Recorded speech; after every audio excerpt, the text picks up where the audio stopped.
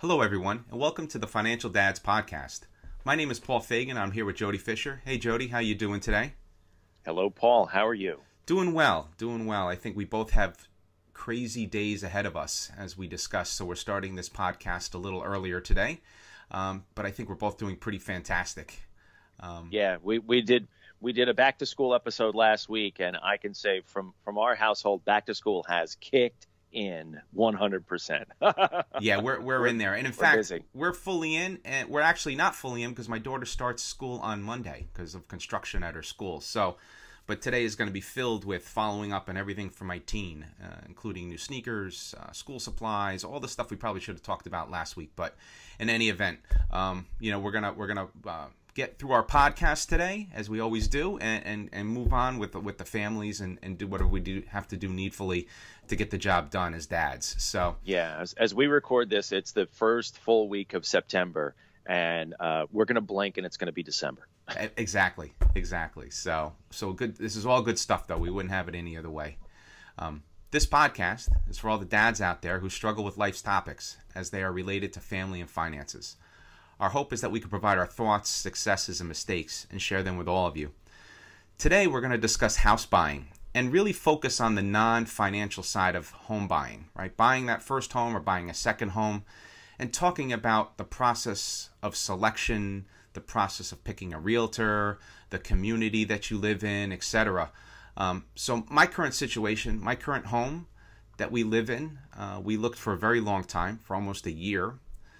Back in 2004 is when we bought. I had to think for a minute. We bought in July of 2004. We spent about a year prior looking for a new home, and we looked in all different areas to try to find that home, different school systems. Our focus was primarily on school system. That was first and foremost, and then secondary was kind of the home in terms of its amenities. But location and schools were our big items, our big ticket items. So when we were looking, we did settle on, I believe, a nice house. I call it the utility house because it's very utilitarian, right? It is a house. It doesn't have a lot of character, but it'll get the job done. So it's the Chevy of homes, I think. So it's got your basic bathrooms and kitchens, and they were all recently renovated when we moved in. So we're pretty happy where we are, and we've made some additions to the home in terms of putting in a generator and putting a fence and some niceties that will make this the home that we'll probably stay in permanently at this point. Your mortgage is paid off. How are you not going to stay there? That's true. Well, I'll be honest with you. We when I bought the home, like I said, our focus was schools and property and location. Actually, I take that back. It was schools and location, not necessarily property. And I always thought that I'd have one more move in me, Jody, where we would move one more time in the same community, in the same school system, but get some of the punch list items that we were missing from when we were looking, right? So, for example, we don't have a fireplace, right? We would love to have a fireplace. I would love to have a fireplace. I would love to have some level of family room, which our home is not set up that way. And everyone says, well, you can add this, you could expand this.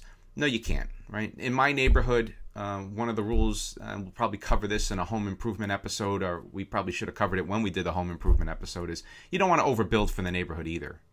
So for us, we don't want to put anything else into the house at this point. We just like to keep it up, keep it clean, keep it painted, keep it maintenanced, whatever's needful to keep everything going within it.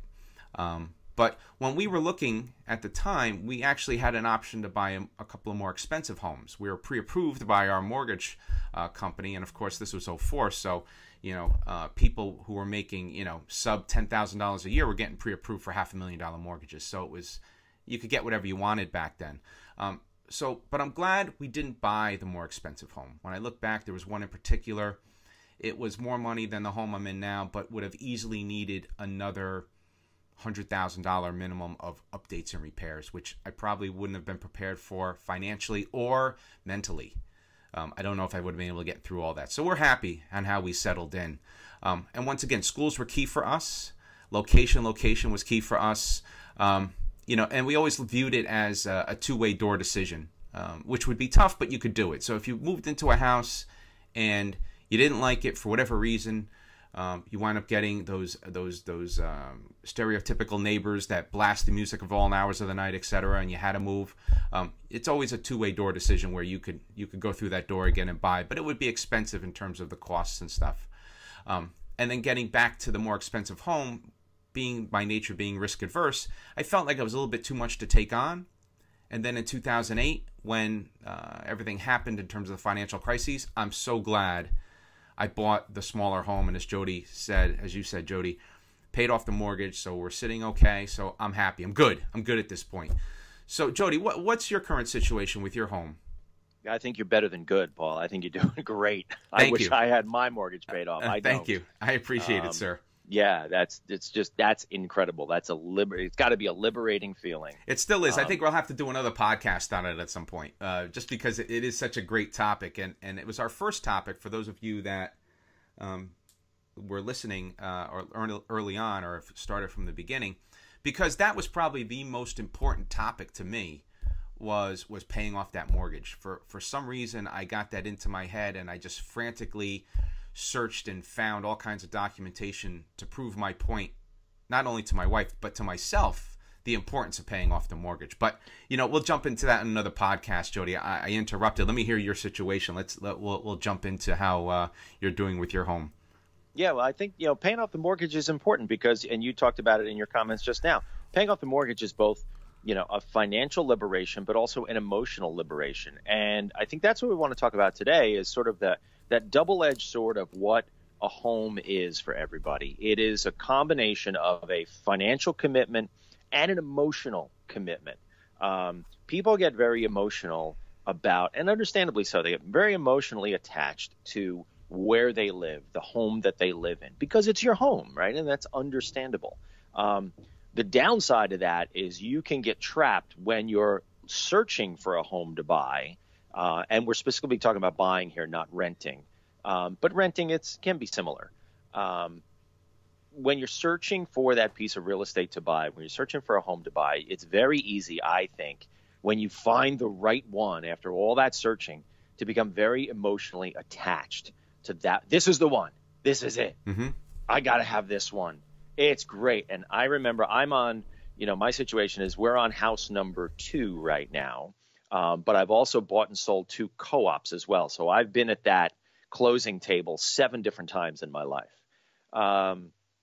And I remember the house before the one we're in now, which was the first house that I had bought. And my wife and I had bought together. First one we bought together. It was a new construction house. It was gorgeous. It was beautiful. It was everything I wanted. It was a big house, classic, roof lines and windows and big family room with the fireplace and the big kitchen and the granite countertop. It was everything, right? Yep. It was everything I'd ever dreamed of in a house. I remember driving by, and it was a new construction house. I remember driving by when it was under construction, after we had the offer accepted, and just sitting there and staring at it, and like walking around and looking, peering in the windows to see how the construction was coming along, getting extraordinarily emotionally attached to this house. It was the worst thing I ever did. Wow. Because we took a financial bath on that house. It was such a disaster. The house itself was fine. It was brand new. Everything worked. Totally cool. It was way too much house to buy. On top of that, we took a home equity loan to fix something up, because even a brand new house needs a lot of everything else. Mm-hmm. It needed landscaping. We didn't put in a sprinkler system, but it could have used one. We put on a deck. We did, we painted the interior because everything was, standard builder white. A lot of stuff. And you can throw money at any house, whether it's a new house or whether it's a house that's 100 years old, and the house goes, give me more. Yeah, I totally agree. Houses eat money.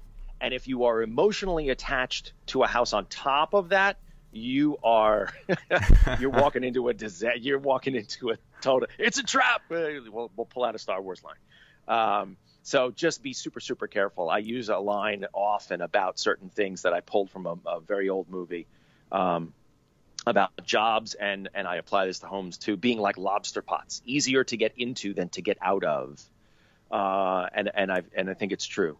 So I'll turn it back to you, Paul. But my first warning to any new home buyer is do not get emotionally attached to a piece of real estate, because it will make you make decisions that you wouldn't otherwise make. Oh, fully agree. Right. When we were looking at homes, we actually bought a condo together before we bought our home. So we bought and sold a condo and then bought the home we're in now. And both situations we had, going back to your point, you think everything is done. Like the house we moved into, the majority of the house was renovated, except for one bathroom. But on top of that, we eventually did the bathroom, but it needed a screen door. It needed a fence around their yard because we wanted a fence. We put in a generator after Hurricane Sandy. So you're right. Once you're in, you think you're done. You're not done. Typically, you're not done, right? Yeah. There's always going to be things that you're going to want to change or make different or add to the home to make it yours. And I agree with you 100% with the emotional attachment. It's something that it's hard to not get emotionally attached, but you really have to detach yourself from the situation because you could get caught up in the emotion of it. I guess one of the things to kind of focus on when we were kind of buying the house was the location. But one of the things we didn't do a good enough job of, and it's not a big deal, Jody, but I don't think we walked the neighborhood, or I'm going to say looked up in the sky enough. And the reason why I say that is I think we're on a great street. We're on a cul-de-sac street. And it has not been a big deal, but on our street, there's one multifamily house that's down the street. And I never noticed it until I bought the house. Like, we were done. And it's so funny because I never physically walked to the street before buying the house, which sounds crazy, but it was something, it was a lesson learned. Now, thankfully, the house is very big. It's very old. It's a good-looking house. I didn't realize it was a multifamily. It was the only multifamily in a whole neighborhood of single family, but it's never been an issue. And at some point, I'm guessing that it'll be sold and a builder will come in and knock it down and put 3 houses on that site. But it was kind of like, is that something, did I make a mistake here? Right? Because I didn't look enough. The other thing is that we live near an airport, and the whole town is actually subject to this. There's planes that fly over our town to go to Westchester County Airport. And that was something I didn't realize until we were in. So I thought I did everything. I researched the schools to the nth degree. Home inspections, all these different things that I did, but I did not walk the neighborhood thoroughly enough. And I did not look up in the sky. And I didn't realize that we had these planes overhead. Now, it's not a big deal. There are other houses in the community that have a much worse problem with the planes, but planes are something at the time we didn't really think about. So that's another thing. When you're trying to look at everything, look at every aspect of the location, and including up in the air. And that's one of the things that came back. I don't know if you had a similar experience with anything with your neighborhood or what you did when you were buying your home. Well, yeah, and there you are talking about how you even tried to get emotion out of the whole equation when you were buying your house. You did a lot of research, like you said, and there were still things that you missed, right? And that's just the nature of being human, right? Yep, absolutely. You miss things. So can you imagine if you're now emotionally attached to a house? You're not looking at anything. And like I said, you're making decisions you wouldn't normally make just because I got to have this house. You've got to detach that emotion from the purchase. I tend to, whenever I'm asked for advice on buying a house, and I have one person in my life right now who I wish would ask me for advice on the house he's about to buy, and he's not asking me, so I'm not giving it to him. Mm-hmm. And I'm worried he's going to make an awful decision, but we'll leave that as it is. The thing I typically say is you need to buy the things that you can't build. And what are those things? The lot, in other words, the lot size, the configuration, sort of where it is, where it sits. Is it on the middle of the street? Is it on the corner of the street? Where is it and how big is it? Because you can't change that. You need to buy the street or the neighborhood that you're in, as you described. Who lives down the street, how much traffic is going by the house. What is the neighborhood like? If you want to, do you want the kids to ride bikes one day, or do you like something a little busier where you can walk to the bagel shop? I have a funny story that won't make sense for the podcast about people buying wanting to buy the house that we sold before, and there were people coming out from New York City to Long Island who wanted to walk to the bagel store, and I'm like, this is the suburbs. You need a car. That's You great. don't walk to the bagel store anywhere here. You don't walk to anything here except maybe the park. Yeah. Well, now there's Uber, right? So they could Uber, I guess. Well, right, but like they had this dreamy thing where they were gonna like walk 10 feet, and like pick up their copy of the New York Times and eat a bagel, and it was gonna be suburban heaven. But in any case, and the third thing you need to buy is your zip code, and I put it that way, zip code, because that speaks to the school district, it speaks to the taxes, it speaks to sort of the general health of the community that you're living in, and the tax base, obviously funds the school district, but it also funds things like the library and the snow removal and the whatever else, again, that you can't buy, that you can't do yourself. So those are the three things I always recommend that people buy: the lot, the neighborhood, and the zip code. Yeah, I think you hit it on the head, and I didn't even think about that. I always think about proximity for commuting. So for us here in the tri-state area, commuting but that's the same thing, right? That's the same thing. I mean, how far do I have to make it to the job? You can't build that. You got to buy that. Yep, absolutely, absolutely. And the other thing that comes into mind is around the amenities, right? Beyond the school system, which you brought up a great point. My town tonight is doing a drive-in movie. They're playing the Avengers Endgame, and they're doing a whole big to-do in this like 150 car parking lot, and they're going to hand out transmitters so people can listen to the movie in their car while they put it up on this big rented big screen.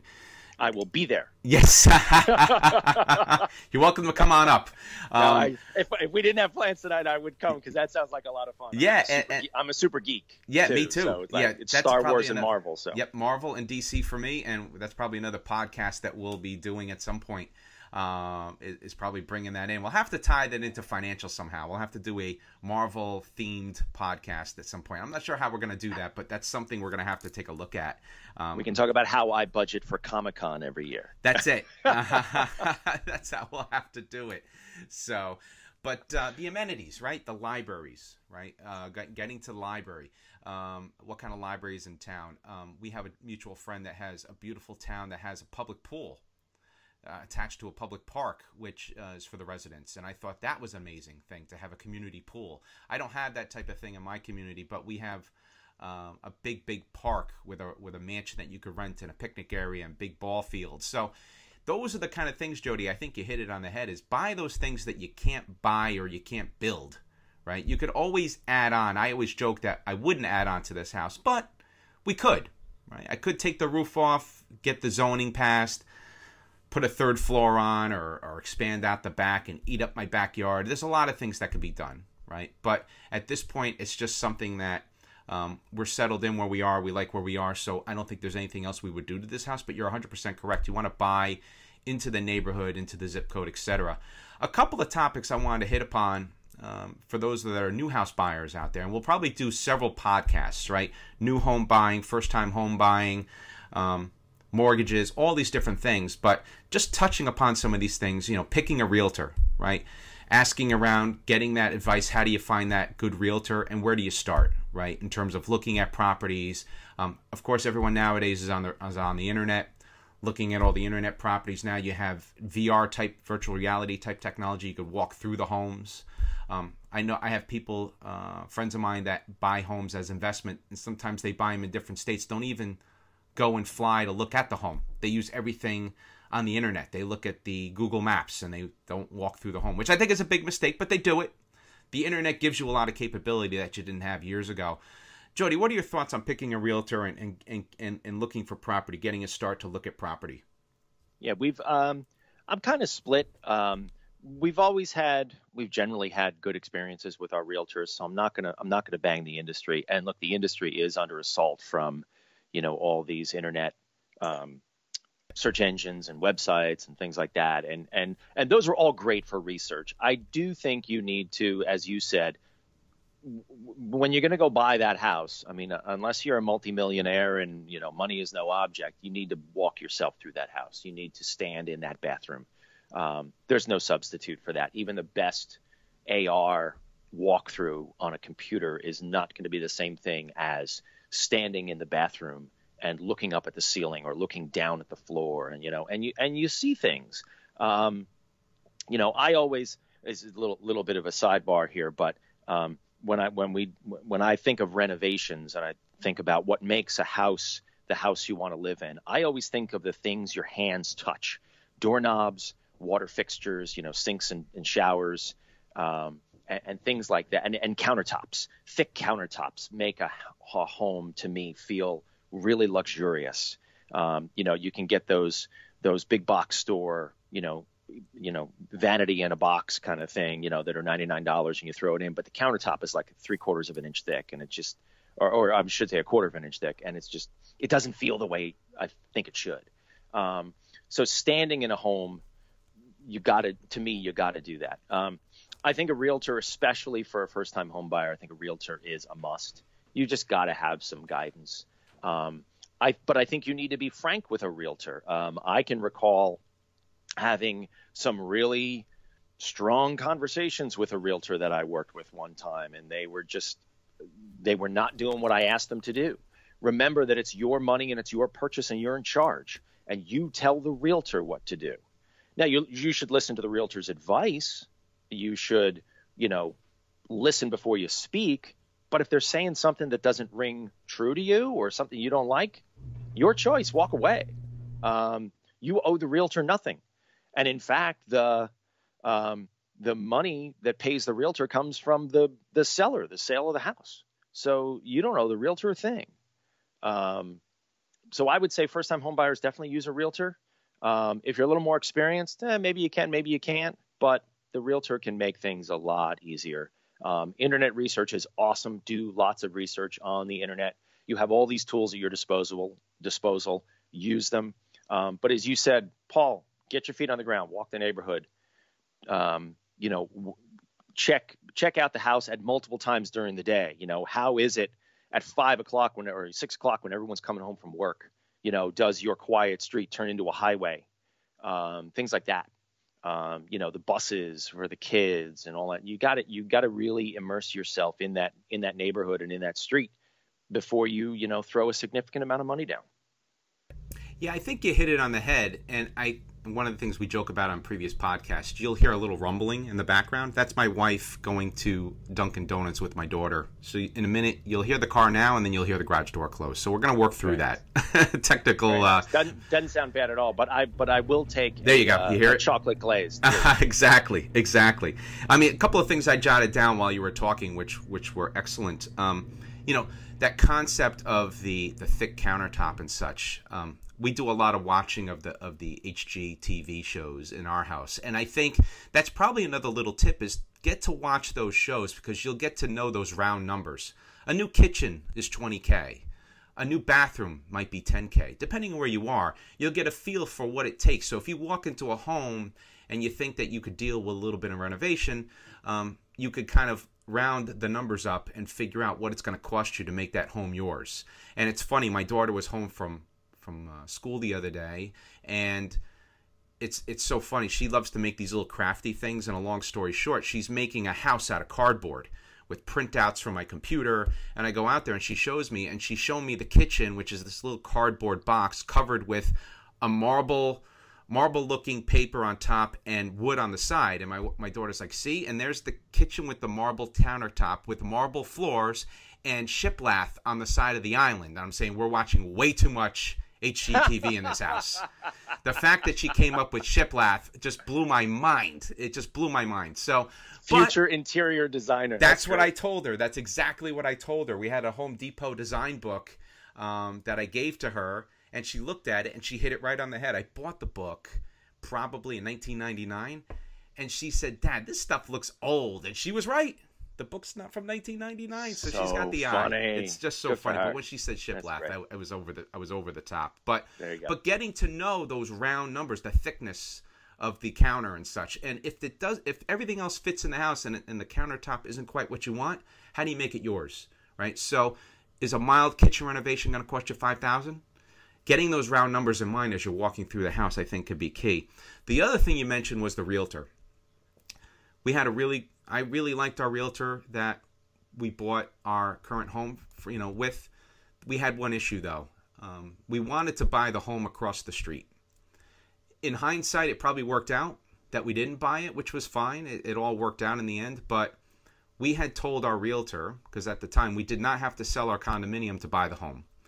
And in '04, situation was everything. So when you make an offer on a home, the fact that you don't have any contingency, that you're not waiting for a mortgage, you don't have to sell another home, that's very big. And if you could close fast, that's even bigger. So we told our realtor we would like to put an offer on that home. We put a decent offer with no contingency, and we said we could close in 10 days. Between the two realtors, it got translated to the seller, which was an estate sale, that we have this great offer, but these people need to close in 10 days. Oh, Lost right. the deal. And you know what? The people that bought that house, it was a much lower offer than we offered. Man. So everybody lost. Everyone lost. And it was such a shame. But then the house across the street became available, which we're in now. It all worked itself out. Like I said, I don't know if I'd be able to live through grand scale renovations. The house across the street from me did need a level of renovation. I don't know how that would have turned out. But in the end of the day, the whole situation worked out. But that's another tip. Be careful. If you're going to put an offer in and you really like a house, write it down. Give it to your realtor. Make sure they understand that it's clear in the terms and everything. And even then, it may not work. But do what you can on your side to make sure the deal and your intentions are as clear as possible. So that's Absolutely. another thing to focus on. So, but I think we covered a lot of great things in this podcast today, right? So we talked about, the internet and realtors and all the different pieces, but kind of my summary takeaways, Jody, and I always learn a lot from these pieces. Leave emotion at the door. That's very critical, right? Investigate the schools, the zip code, walk the neighborhood, look up in the sky, all those different pieces. And then my biggest tip, buy what is reasonable. Don't overdo it, right? You don't want to get caught in that trap of real estate, mortgage payments, plus taxes, plus insurance. When you add all those up, a lot of people don't look at all those costs, right? Really think about your costs when you're buying that home, because you're going to be paying that monthly payment for a very long time. So you want to make sure that you can sustain it, even if there's a turnaround in the economy. You want to be able to buy within your means. Jody, what are your takeaways from today's episode? I agree with everything you just said. In fact, I would advise buy below your means. A bank will tell you that you can afford everything that your salary will bear. That's not reality. So don't buy what the bank says you can buy. Buy what you feel comfortable buying, which is why there are theories about, a house payment should be 25% of your income. I think in the New York area, it's probably closer to a third to even maybe 40 to 45%, just because houses are so expensive in this area. But point being, you hit it on the head. Buy what's reasonable. Buy at or below your means, understanding that you are going to throw a lot more money at that home. And don't get emotionally attached to it, because, like we said, if you get emotionally attached to a real estate purchase, you're going to make decisions that you wouldn't otherwise make. It will cloud your judgment, and you'll find yourself in that lobster pot. Jody, that was well put, and a great ending to this episode. Well, Jody, I thoroughly enjoyed our discussion today, and I'm personally looking forward to the next one. Thanks, everyone, for downloading our podcast. If you have any questions or comments, please email us at financialdads@gmail.com. or check us out on Facebook. Just go to financialdads.com. So with that, this is Paul and Jody reminding you, managing finances can be stressful, but that's why the Financial Dads are here to help you plan for success. Have a good one, everybody. Be well, and thank you.